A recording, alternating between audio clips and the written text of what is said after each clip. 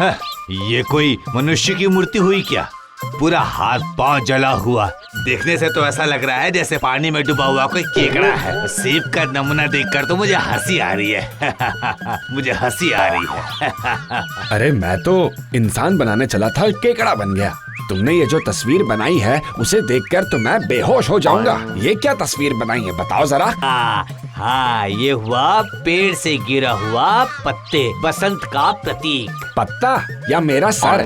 अच्छा, वो बसंत को दिखता नहीं है। अगर वो देख पाता तो ये तस्वीर देखकर उसका दिमाग चकरा जाता, ठंडी को बोल देता कि कुछ दिन और रुक जाता। चित्रकारी और शिल्पकार को तुम क्या समझते हो भाई? ऐसा लगता है शिल्प कला का सब कुछ जान गए हो तुम। देखो, सुबह सुबह मेरे से झगड़ा मत करना, समझे? मैं बोल दिया हूँ तुम्हें। शुरुआत किसने की बताओ जरा। मेरी बनाई हुई मूर्ति केकड़े जैसी लगती, तुम्हारी हिम्मत कैसे हुई बोलने की?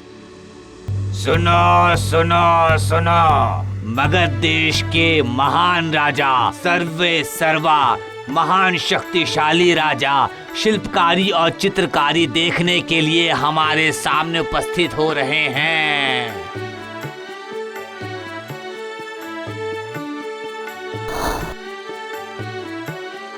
हमारे देश ने हमेशा कलाकार को सम्मानित किया है। अगर ऊपर वाले के बाद कोई सृष्टि की रचना करता है तो वो कलाकार होता है। कलाकार हर वक्त कुछ न कुछ सृष्टि करता रहता है। ऐसे शिल्पकारों को मैं एक ही छत के नीचे लेके आया हूँ आज। उनके शिल्प कला देख के मुझे गर्व हुआ। महाराज की जय। महाराज जय हो महाराज की। चलिए महाराज, शिल्पकारों के शिल्प कला अपनी ही आंखों से देख लेते हैं। चलिए महाराज। ठीक है, चलो मंत्री, चलो।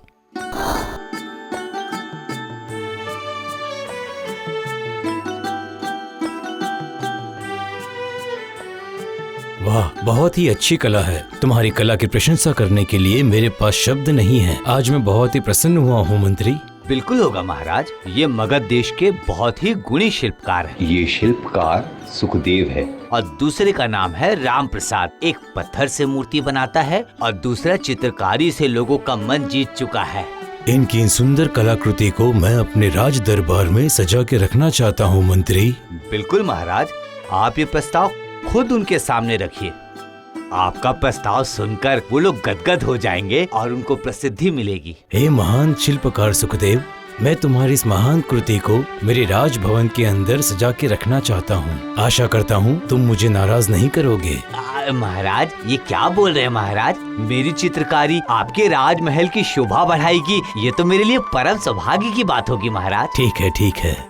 सुनो मेरे देश के सबसे श्रेष्ठ शिल्पकार राम प्रसाद, तुम्हारी शिल्प कला ने आज मुझे मंत्र मुग्ध किया है। तुम्हारी ये कलाकृति मैं अपने राज ग्रंथागार में रखना चाहता हूँ। मेरी सृष्टि आज धन्य हो गई। मंत्री, बिल्कुल भी देरी मत करना। कल ही आकर तुम इनकी कलाकृति लेकर मेरे राज दरबार में सजा देना, ठीक है? जैसी आपकी आज्ञा। सुना सुखदेव, मेरी बनाई हुई मूर्ति महाराज ग्रंथागार में सजा कर रखेंगे। सुना हो, धान के खेत में कौवा भगाने के लिए जैसा रखते हैं ना, वैसे ही राजमहल में भी तुम्हारी मूर्ति को रख दिया जाएगा, सारी बुरी शक्तियों को भगाने के लिए। क्या तुम मेरी बनाई हुई मूर्ति का अपमान कर रहे हो? बिल्कुल किया हूँ, और मेरी बनाई गई चित्रकारी को महाराज पूरे राजमहल में सजा के रखेंगे बोले हैं, समझे? तेरी शिल्पकारी को कितना महत्व देना है महाराज संजय को बहुत अच्छे से पता है।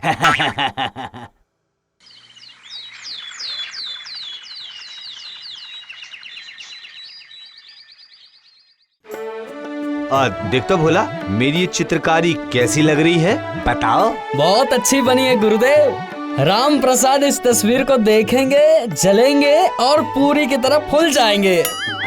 सुबह सुबह तूने राम प्रसाद का नाम ले लिया ना, अब देखना पूरा दिन कैसा खराब जाएगा, देख लेना तू। अरे ये जो राम प्रसाद की जो शिल्पकारी है ना, ऐसे पूरी जैसे चबा के खाता हूँ। ये क्या, मगध देश का इतना गुणी चित्रकार दूसरे शिल्पकारों के लिए मन में इतना घृणा रखता है? छी छी छी छी।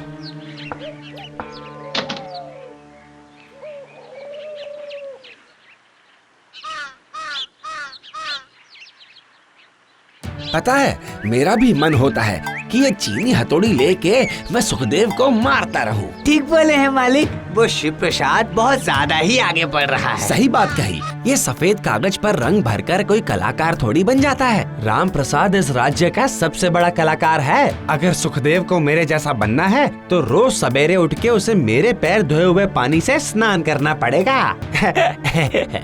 बिल्कुल ठीक बोले हुजूर। ये क्या, राम प्रसाद भी कुछ कम नहीं लग रहा है।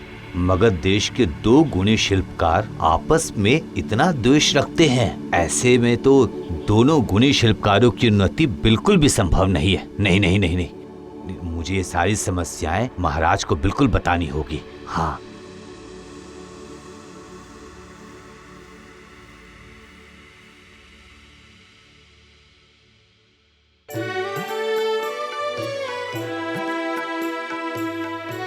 हाँ मंत्री, मैंने सोचा नहीं था कि तुम इतनी जल्दी इनकी शिल्पकला लेके आ जाओगे। मैं सृष्टि देखने के लिए बेताब हूँ। मैं कुछ शिल्पी नहीं, आपके लिए और भी कुछ चीज लाया हूँ महाराज। क्या लाए हो? मगध देश के 2 गुणी शिल्पकार आपस में कैसी भावना रखते हैं, ये मैं आपको बताने के लिए आया हूँ महाराज। तो सुनिए।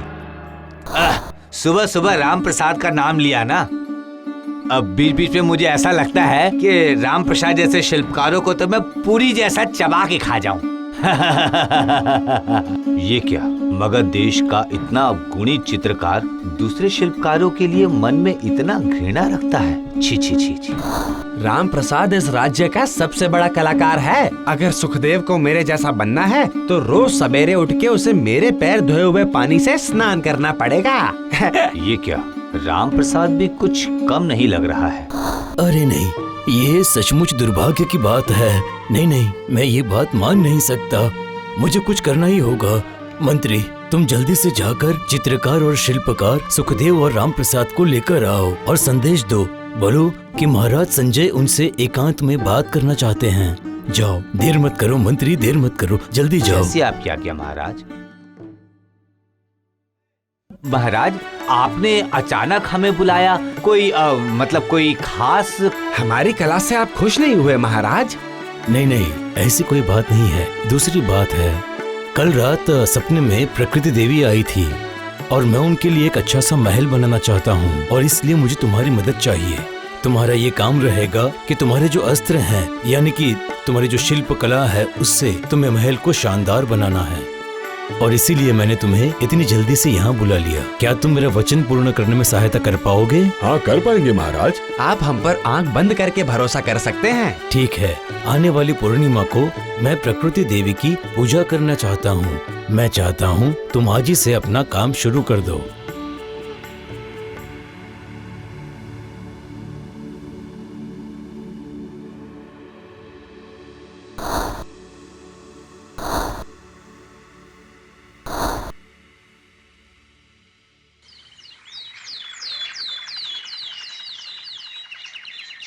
महाराज, मगध देश के दोनों गुणी शिल्पी अपनी अपनी बात रखे हैं। पूर्णिमा के आने तक वो अपना पूरा काम खत्म कर दिए हैं। वाह वाह, मैं एक बार खुद अंदर जाकर वो सारी कलाकृति देखना चाहता हूँ कि उन्होंने क्या बनाया है।